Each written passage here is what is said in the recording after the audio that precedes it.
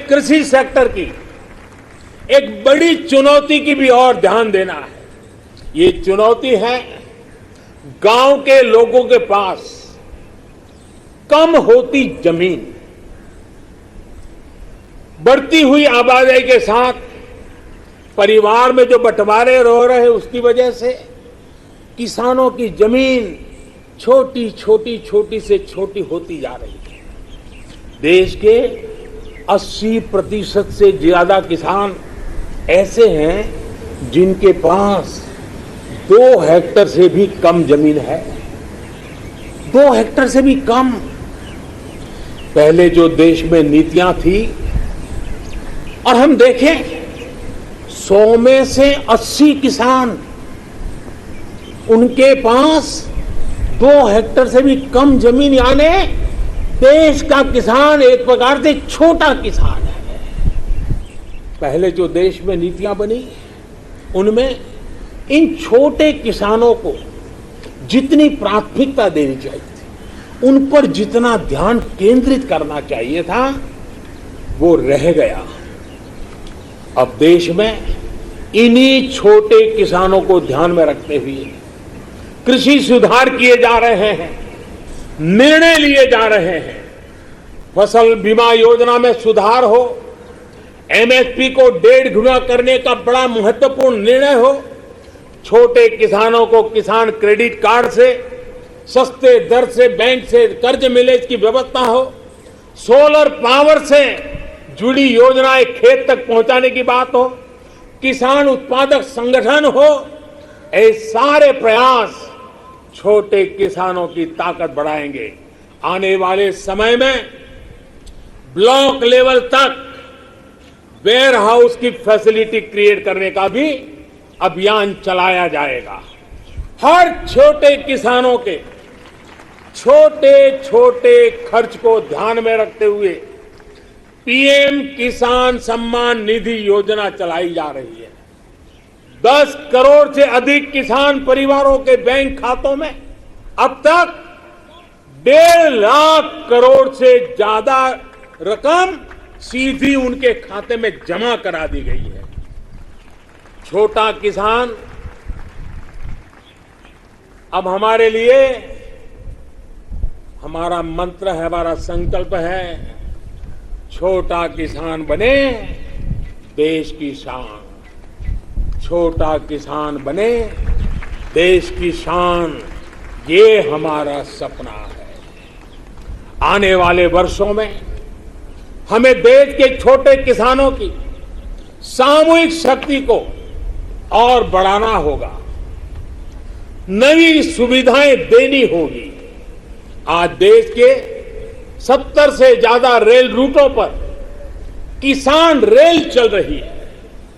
किसान रेल छोटे किसानों को अपने उत्पाद का कम कीमत, ट्रांसपोर्टेशन का खर्चा कम हो, इस पर दूर दराज के इलाकों में वो इस आधुनिक सुविधा के साथ अपने उत्पाद पहुंचा सकता है। कमलम हो या शाही लीची, भूत जलोकिया मिर्च हो या काला चावल या हल्दी, अनेकों उत्पाद अब दुनिया के अलग अलग देशों में भेजे जा रहे हैं। आज देश को खुशी होती है जब भारत की मिट्टी में पैदा हुई चीजों की सुगंध दुनिया के अलग अलग देशों तक पहुंच रही है।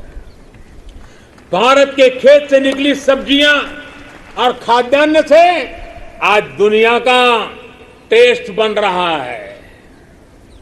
मेरे प्यारे देशवासियों, कैसे आज गांवों के सामर्थ्य को बढ़ाया जा रहा है, उसका एक उदाहरण है स्वामित्व योजना।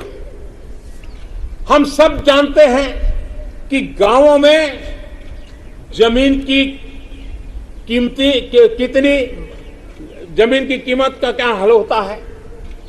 जमीन पर उनको बैंकों से कोई कर्ज नहीं मिलता है, खुद जमीन के मालिक होने के बावजूद भी, क्योंकि गांव में जमीनों के कागज पर कई कई पीढ़ियों से कोई काम नहीं हुआ है। लोगों के पास इसकी व्यवस्था नहीं है। इस स्थिति को बदलने का काम आज स्वामित्व योजना कर रही है। आज गांव-गांव हर एक घर की, हर जमीन की ड्रोन के जरिए मैपिंग हो रही है। गांव की जमीनों के डेटा और संपत्ति के कागज ऑनलाइन अपलोड हो रहे हैं। इससे न सिर्फ गांवों में जमीन से जुड़े विवाद समाप्त हो रहे हैं, बल्कि गांव के लोगों को बैंक से आसानी से लोन भी मिलने की व्यवस्था निर्माण हुई है। गांव गरीब की जमीनें विवाद का नहीं, विकास का आधार बने।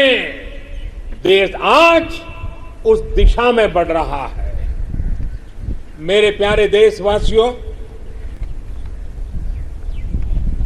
स्वामी विवेकानंद जी जब भारत के भविष्य की बात करते थे, अपनी आंखों के सामने मां भारती की भव्यता का जब वो दर्शन करते थे, तब वो कहते थे, जहां तक हो सके अतीत की ओर देखो, जहां तक हो सके अतीत की ओर देखो।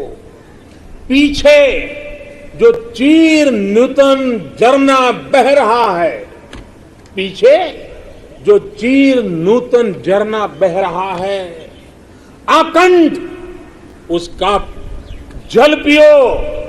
और उसके बाद देखिए स्वामी विवेकानंद जी की विशेषता, उसके बाद सामने की ओर देखो, आगे बढ़ो और भारत को पहले से भी कहीं ज्यादा उज्जवल, महान, श्रेष्ठ बनाओ।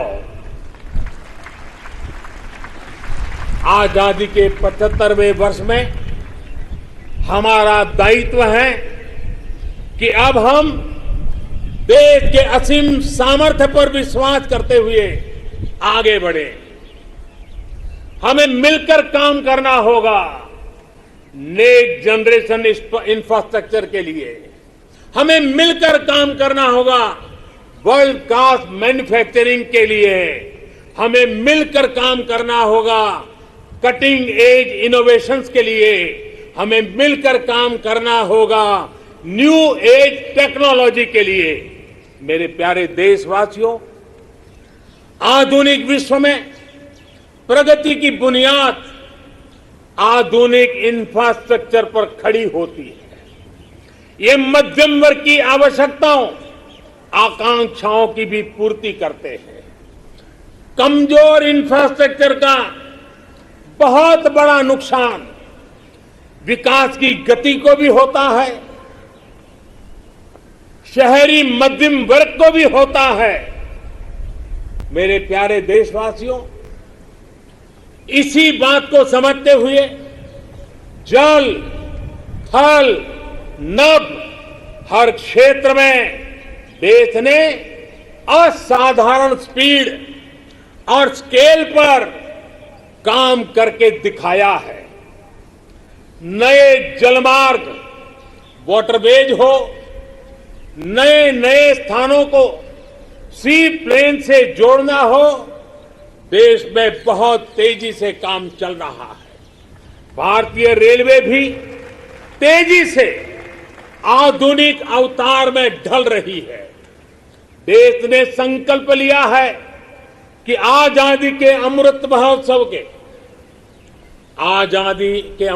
आपको मालूम होगा, हमने इस आजादी के अमृत महोत्सव को 75 सप्ताह तक मनाना तय किया है। 12 मार्च से शुरू हुआ है और 2023 15 अगस्त तक इसको चलाना है।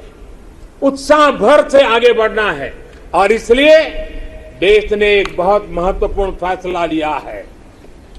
आजादी के अमृत महोत्सव के 75 सप्ताह में, इन 75 सप्ताह में 75 वंदे भारत ट्रेनें देश के हर कोने को आपस से जोड़ करके यही होगी।